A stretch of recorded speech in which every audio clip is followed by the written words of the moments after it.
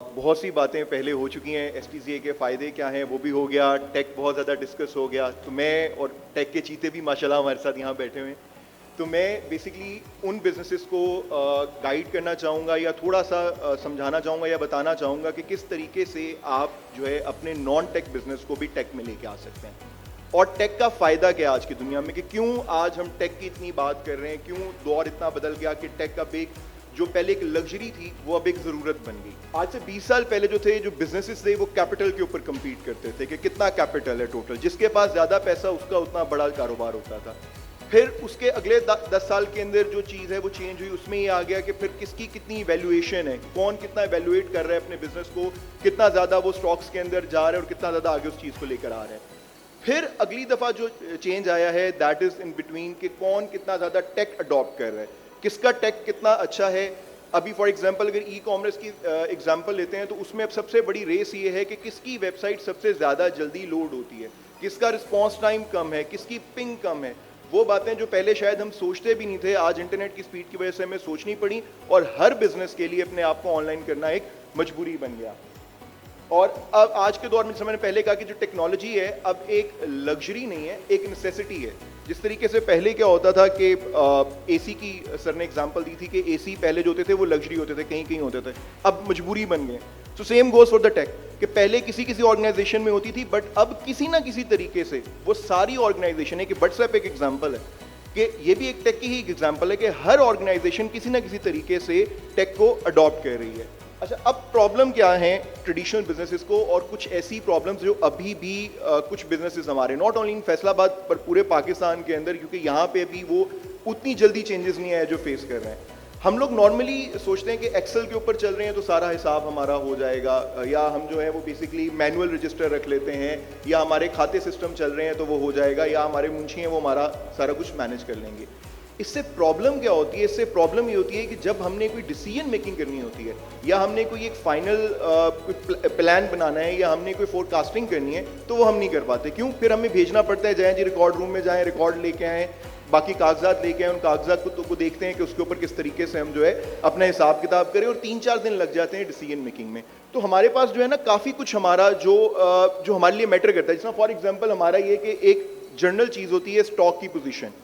अगर टेक्सटाइल में या किसी भी बिजनेस में एक चीज़ को देखा जाए तो जो इन्वेंट्री है, जो उसका स्टॉक है, दैट इज मोस्ट इंपॉर्टेंट चीज़ जो उसके लिए होती है। उसकी बेसिस के ऊपर वो डिसीजन मेकिंग कर रहा होता है, उसकी सप्लाई चेन, उसकी जो बिजनेस की परचेजिंग है, उसका जो बजट मैनेजमेंट है, फाइनेंशियल मैनेजमेंट है, वो सारी उसने उसके ऊपर करनी होती है। बड़ी छोटी सी एक चीज़ लगती है हमें कि स्टोर में स्टॉक तो पड़ा हुआ है ना, और चोरी भी नॉर्मली उसी पॉइंट के ऊपर जाकर होती है स्टॉक की। सबसे बड़ा जो बिजनेस का मसला होता है वो भी यही होता है कि यार मेरा स्टॉक गायब हो रहा है, मेरा स्टॉक निकल रहा है, इतने का सामान था, इतना किधर चला गया। सो ये सब चीज़ें फिर जब कागजों के ऊपर होती हैं, एक्सेल के ऊपर होती हैं, तो ये एडिटेबल भी होती हैं, और उसके बाद फिर इनके अंदर नुकसान के चांसेस भी होते हैं।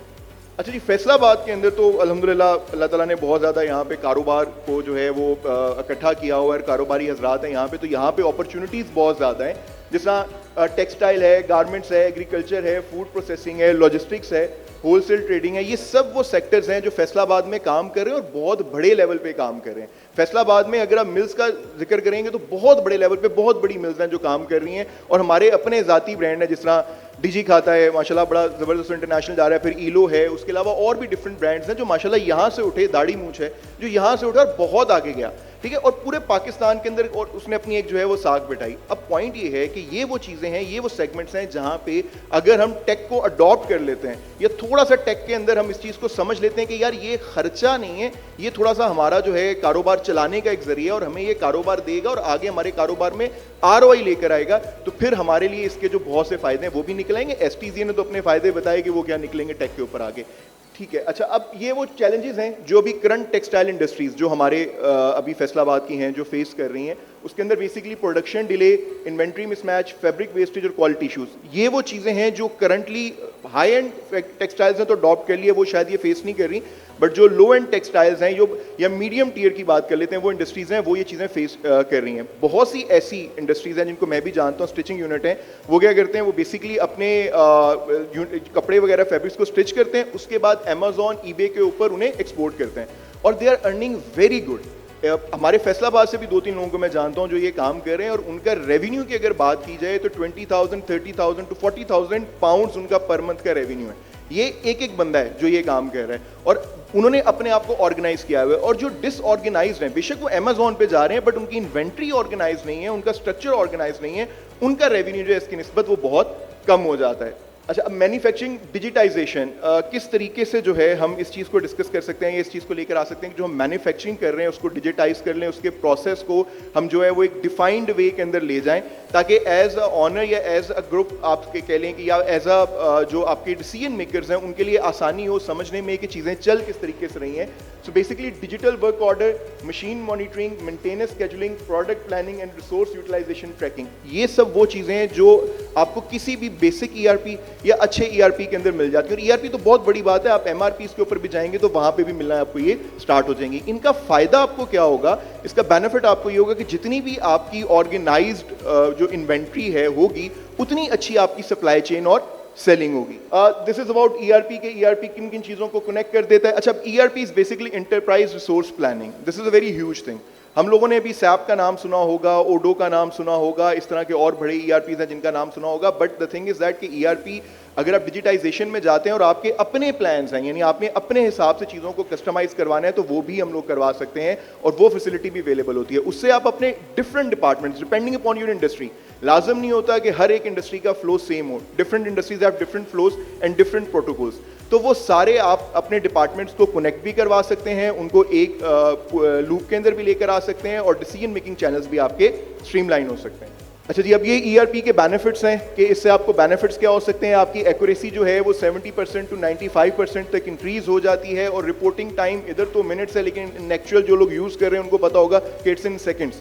आपकी एक क्लिक के ऊपर आपकी सारी रिपोर्ट जो है वो समराइज होकर आपके पास आ रही होती है। अब तो रियल टाइम डैशबोर्ड्स का कॉन्सेप्ट आ गया है कि आप डैशबोर्ड के ऊपर रियल टाइम जो आपकी रियल टाइम इन्वेंट्री की पोजीशन है, आपका कितना माल जो है वो प्रोडक्शन लाइन में पड़ा हुआ है, कितना माल आपका स्टोर में पड़ा हुआ है, कितना सप्लाई चेन में है, क्योंकि अब तो इवन गाड़ियों में ट्रैकर्स आ गए हैं। आपकी लॉजिस्टिक उसके साथ सिंक हो जाती है कि कौन सा माल कितनी देर में आपके पास पहुंच जाएगा, कितना लेबर आपका कितना प्रोड्यूस कर रहा है, प्रोडक्शन वैल्यू आपकी क्या आ रही है, आरएफआईडी टैग्स एम्बेड हो जाते हैं, आपका जो चीज़ों के घूमने का और प्रोडक्शन का और इंसेंटिव देने का जो आपके वर्कर्स होते हैं उसका पूरा प्रोसेस भी इसके अंदर ऑप्टिमाइज हो जाता है, और इससे आपका आरओआई जो है वो ठीक ठाक किस्म का इंक्रीज हो जाता है। अच्छा जी, अभी एक जो दौर है आजकल, और एआई जो है वो बहुत ज़्यादा कॉमन है, और हर कोई जो है वो अपने बिजनेस के अंदर एआई को एम्बेड करना चाह रहा है। सो एआई जो है आजकल के दौर में, चूंकि अब इसकी एक्सेस डे बाय डे जो है बहुत आसान हो रही है। एआई के बारे में अभी अगर कंपनीज देखी जाए तो मार्केट में 3 इस वक्त मेजर कंपनीज हैं जो रेस लगा रही हैं। सो ये एक टाइम आएगा जब ये स्टेबलाइज होंगी। जिस तरह अगर आपको पुराना वक्त याद हो तो याहू होता था, बहुत बड़ा एक सर्च इंजन होता था, उसके बाद एमएसएन था, फिर गूगल था, और इस रेस के अंदर गूगल ये रेस जीत गया। तो फिर पॉइंट ये हुआ कि अभी भी हम लोग इस रेस के अंदर, एआई की भी रेस स्टार्ट होगी और अब देख रहे हैं कि कौन ये रेस जीतेगा। लेकिन एआई ने बेनिफिट आपको कहाँ कहाँ दिया है, आपका जो कस्टमर सपोर्ट है, सेल्स फोरकास्टिंग है, मार्केटिंग ऑटोमेशन है, इनवॉइस प्रोसेसिंग है, डेटा एनालिसिस है और प्रेडिक्टिव मेंटेनेंस। अब ये है क्या इन एक्चुअल, जितने भी व्हाट्सएप बिजनेस यूजर्स हैं, ठीक है, उन्होंने देखा होगा कि उनको एक ऑप्शन मिल गई है एआई असिस्टेंट की। पहले क्या होता था, अगर मुझे मेरी बहुत बड़ा प्रॉब्लम था, ये जितने भी लोग कंपेन्स चलाते थे उनके लिए, कि यार हमें मैसेजेस आ रहे हैं, लीड्स आ रही हैं, अब हमें उनको बैठ के देखना पड़ता है। व्हाट्सएप आपको अलाउ भी नहीं करता मल्टी चैनल सिंकिंग का, आप 4 डिवाइसेस पे उसको कनेक्ट कर सकते थे, उससे ज़्यादा जा भी नहीं सकते थे। तो व्हाट्सएप ने, मेटा ने अपना ही एक एआई एजेंट दे दिया। अब वो क्या करता है, वो आपके बिजनेस से सीख रहा है, आपकी चैट से उसने जितनी भी आपने चैट्स की उसने सीखा हुआ है। अब वो क्या करता है, वो आपके बिहाफ पे खुद बात कर रहा है, इवन उर्दू के वॉइस नोट सुन के जवाब दे रहा है। जिस लैंग्वेज में मैं बात कर रहा हूँ उस लैंग्वेज में मेरे साथ वो बात करें, इट्स फ्री। अभी थोड़ी देर बाद जारी बात है मेटा इसके पैसे लेगा, लेकिन अभी के लिए ये फ्री है, वो इससे सीख रहे हैं और इसको आगे लेकर चल रहे हैं। द पॉइंट इज दैट कि उसने एक लो लेवल के ऊपर भी या एक एंड कंज्यूमर के ऊपर भी एआई को ऐड कर दिया। अब तो बल्कि आप डॉक्टर्स के पास जाएं, अगर पहले जाते थे तो डॉक्टर्स कहते थे यार गूगल से अगर देख कर आए तो हमारे पास मत आए, बट अब डॉक्टर्स भी अक्सर कहते हैं कि चैट जीपीटी पे आपने तो पढ़ ही लिया होगा कि यूं यूं यूं यूं हो रहा है। सो एआई की जो अडॉप्शन है और एआई की एक्सेप्टेंस है ये भी बहुत ज्यादा आ गई है, and that is also something जो बिजनेसेस को बेनिफिट देगी। और टेक्सटाइल इंडस्ट्री के अंदर ऑफ कोर्स वही सारी चीजें हैं। अब चूंकि टेक्सटाइल में बहुत ज्यादा मशीन्स भी यूज होती हैं, और अब मशीन्स भी ऐसी आ गई हैं जो पोर्ट के थ्रू आपके सिंक हो जाती हैं आपके सॉफ्टवेयर के साथ। तो इसका मतलब ये हो गया कि ऑटोमेशन को अगर आप उसके साथ लगा लेते हैं तो मशीन की प्रेडिक्शन, क्योंकि एक मशीन अगर खराब हो जाती है और सप्लाई लाइन आपकी बंद होती है, that's also a problem for the textile manufacturers, और उनकी ये प्रॉब्लम भी एआई जो है प्रेडिक्टिव एनालिसिस के थ्रू रिजॉल्व कर रही है। ठीक है, अच्छा ये एक्सपोर्ट डिजिटाइजेशन है, ये उन बिजनेसेस के लिए जो अभी लोकल प्रोडक्शन कर रहे हैं और लोकल बेच रहे हैं और इंटरनेशनल स्कोप लेना चाह रहे हैं। सो दैट इज समथिंग जो एक ऐसी चीज़ है कि आपके बिजनेस को जो है वो टेक बेस ले आएगी। मतलब फॉर एग्जांपल अगर मैं प्रोडक्शन कर रहा हूँ, मेरा स्टिचिंग यूनिट है और मैं स्टिचिंग यूनिट की हद तक ही रुक रहा हूँ, या मेरा लॉजिस्टिक्स का काम है, या मैं इंटरनेशनल एक्सपोर्ट कर रहा हूँ कि मेरे पास कई ऐसे भी लोग आए जो इंटरनेशनल एक्सपोर्ट कर रहे हैं बट छोटे लेवल पे कर रहे हैं। सियालकोट के कुछ हैं जो कर रहे हैं, फैसलाबाद के कुछ हैं जो कर रहे हैं, और वो क्या कर रहे हैं, वो आगे जो है लिंक करते हैं अपने आप को DHL से या फास्ट्रैक से या बाकी चीज़ों से। सो आप अगर उन सब चीज़ों को भी डिजिटलाइज करना चाहते हैं या डिजिटलाइजेशन के ऊपर लेकर आते हैं, तो आपकी एक्सपोर्ट एक तो इंक्रीज हो सकती है, फिर आप टेक एनेबल्ड बिजनेस बन सकते हैं, और थर्डली फिर आप STZA के लाइसेंस के लिए भी एलिजिबल हो सकते हैं। ठीक है जी, अब ये इंडस्ट्री 4.0 का एक कॉन्सेप्ट है छोटा सा। हम लोगों को ये तो पता है इंडस्ट्रियलाइजेशन जब आई थी तो उसमें सबसे पहले स्टीम इंजन आए थे। सो स्टीम इंजन वाज इंडस्ट्री 1, फिर इंडस्ट्री 2 आई जिसमें इलेक्ट्रिसिटी यानी बिजली आई, तो दैट वाज कॉल्ड इंडस्ट्री 2। फिर हमारे पास कंप्यूटर्स का दौर आया and that was industry 3। But computers के दौर ने फिर मॉडिफिकेशन की तरफ लेकर आया and it brought us to this current industry era जिसके ऊपर अभी हम हैं, which is about automation and AI and IoT, that's industry 4। So currently industry 4 is the new standard जिसको फॉलो करना is something which can help our business boost. अच्छा जी, ये बेसिकली एक कॉमन मिथ है जो हमारे अक्सर कारोबारी हजरात के जहन में होती है कि यार IT वाले एक तो तंग बहुत करते हैं, ये शायद आप लोगों ने भी फेस किया हो जब हम सर्विस देने जा रहे होते हैं। दूसरा ये होता है ये महंगे बहुत होते हैं। तीसरा ये होता है ये काबू नहीं आते। तो बेसिकली कुछ कॉमन मिथ्स हैं जो फैली हुई थी और उसकी वजह से लोग इसको अवॉइड कर रहे थे। और चौथा ये होता है कि पता नहीं कितनी ही महंगी है यार, मतलब ये अगर हम ले आए तो पता नहीं हम खत्म हो जाएंगे। सो ऐसा नहीं होता। With advancement in time IT जो है वो इतनी ज़्यादा स्केल कर गई है कि इसकी अफोर्डेबिलिटी और इसकी जो ROI है, अगर आप उसको कंपेयर करते हैं तो it becomes something way more profitable. तो आप अगर IT के ऊपर आते हैं और आपको अगर ये मसले मसाइल पेश आते हैं कि यार चीज़ों को हमने सिंक कैसे करना है या हमने लोगों के साथ जो है वो डील कैसे करनी है, उनसे हमने समझना कैसे, तो वो बहुत अब आसान हो चुका हुआ है। और IT के जितने भी रेलिवेंट डिपार्ट्स हैं उनकी ईज़ ऑफ एक्सेस बहुत ज़्यादा हो चुकी हुई है, और उसके हिसाब से आपके जितने भी बिजनेसेस हैं वो अब अगर उस चीज़ को अडॉप्ट करते हैं, ट्रांसफॉर्मेशन की तरफ आते हैं, तो उनकी जो कॉस्ट है वो that is not that much high जो एक पहले प्रेडिक्ट की जाती थी। अच्छा जी, रोल ऑफ STZA तो बहुत क्लियर हो चुका है आप लोगों को पहले से ही। मैं सिर्फ ये अब आपको बताऊंगा कि इफ़ यू आर हेयर, इधर आप आते हैं पिक्सल पार्क के अंदर आते हैं तो उसमें बेनिफिट क्या है। तो देखें जी, यहाँ पे एक इकोसिस्टम है, यहाँ पे सारे लोग आकर बैठे हैं। मतलब इट्स नॉट लाइक कि आपने सिर्फ सॉफ्टवेयर बनवाना है तो सॉफ्टवेयर वाले बैठे हैं। यहाँ पे आपके पास सर्वर वाले डेवऑप्स के बंदे भी हैं, यहाँ पे आपको कंसल्टेंसी देने वाले, गाइड करने वाले लोग भी हैं, यहाँ पे आपके बिजनेस को कंप्लीटली बेबी स्टेप्स के अंदर ट्रांसफॉर्म करने वाले भी लोग हैं, क्योंकि यहाँ पे एक इकोसिस्टम है। यहीं पे आपको सर्वर मिल जाएगा, यहीं पे आपको जो है डेवलपर्स मिल जाएंगे, यहीं पे आपके SLA हो जाएंगे फॉर मेंटेनेंस, यहीं पे आपको बाकी जो आपके डिजाइनर्स हैं, ग्राफिक डिजाइनर्स हैं, ये बाकी चीज़ें जो अपने कारोबार को डिजिटल करने के लिए चाहिए वो वन विंडो सोल्यूशन आपको यहाँ पे मिल जाएगा। सो अभी जो बिजनेसेस के लिए चैलेंज है वो ये नहीं है कि ट्रांसफॉर्मेशन करनी है, द चैलेंज इज आप कितनी जल्दी ट्रांसफॉर्मेशन कर रहे हैं, क्योंकि अब रेस है, जो ये रेस जीत जाएगा वो कारोबार में आगे चला जाएगा। So that's all for my side. कोई क्वेश्चंस हैं regarding how to convert a business, या किसी के कोई केस स्टडी को पूछना चाह रहे हैं तो आई कैन गाइड दैट। एक छोटा सा बस एक है, if no one want to ask तो मैं एक्सप्लेन कर देता हूँ। लॉजिस्टिक्स का एक बिजनेस है, मेरा दोस्त है वो कर रहा है, काइना ट्रेवल्स कार्गो के नाम से। अभी कार्गो के ऊपर टैक्स इज वेरी मच आए, जो कार्गो के ऊपर एक टैक्स होता है, but the point is that कि उसने क्या किया, वो एक सॉफ्टवेयर उसने अपना उसके ऊपर कन्वर्ट किया। अब उसने सब ब्रांचेस बनाई, अब हर ब्रांच जो उसके शहर की है that's the consumer of his software.